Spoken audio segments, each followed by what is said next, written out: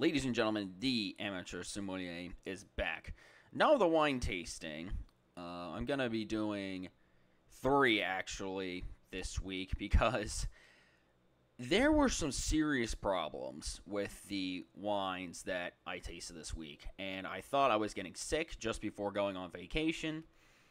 And it turns out it might actually be what's called bottle shock or bottle sickness.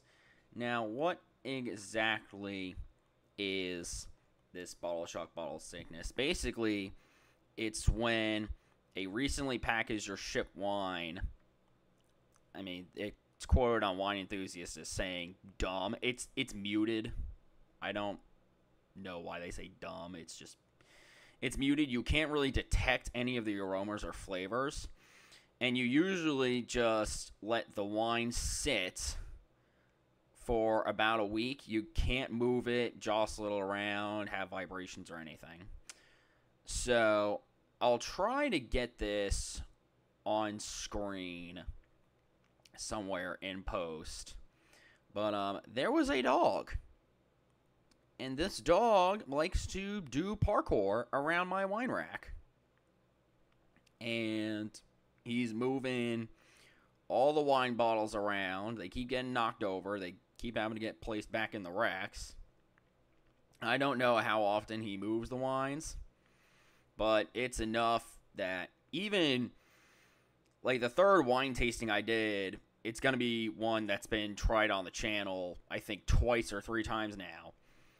And even that wine, I mean, it tasted muted. It did not taste up to the regular standard par. So I'm going to need to find a new place to put my wine racks when I get back from vacation, because I plan on buying a lot of wine. And I do not want those wines to be absolutely messed up because dog is trying to do parkour and climb over the wine in the wine racks. So that's currently what I'm going with. I don't think it's a temperature issue necessarily, although it has been hot down here like stupidly, and the wine rack is close to the window in the living room. You know, I mean, there's AC. It's not getting hit directly by light either, because of the curtains, and there's some kind of other window barrier to prevent all the heat and light from coming in. But that is definitely something I'm going to have to do. If we go over to this link, somebody did ask. They thought if after opening it, after lying on its side, which is what I do, actually, was a problem. I mean, I can tell you it has not been a problem. It's just a shipping issue.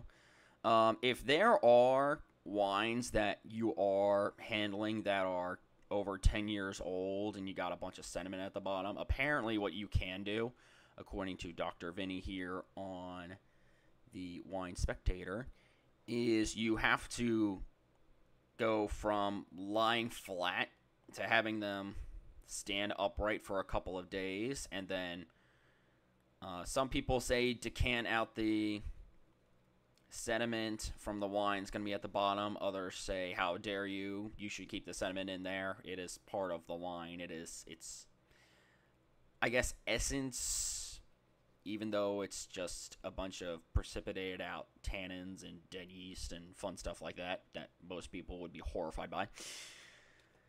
And then finally, let's see, this is actually a home brewing website.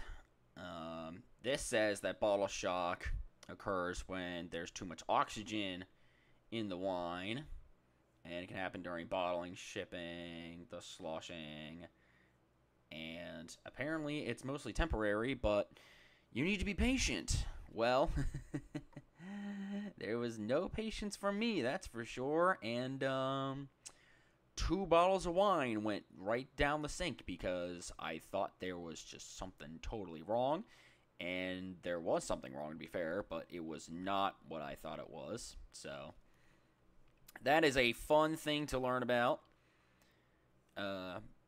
Obviously, learning something new every day is a good idea.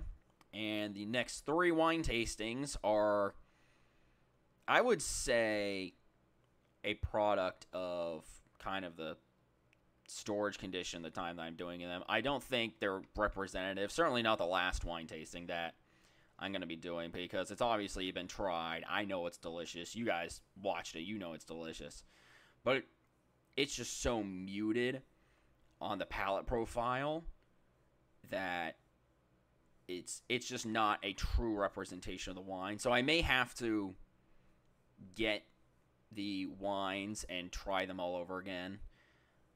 Fun question that I'll be needing to figure out is how I'm going to make it room in my wine fridge, because that's probably the first place I'm going to store all these. And then we'll go from there. So, thank you guys so much for watching. Not a true wine lecture, but just a quick heads up, at least for this upcoming week's wine tastings. And make sure to leave a like, subscribe, or follow, depending on what platform you are watching.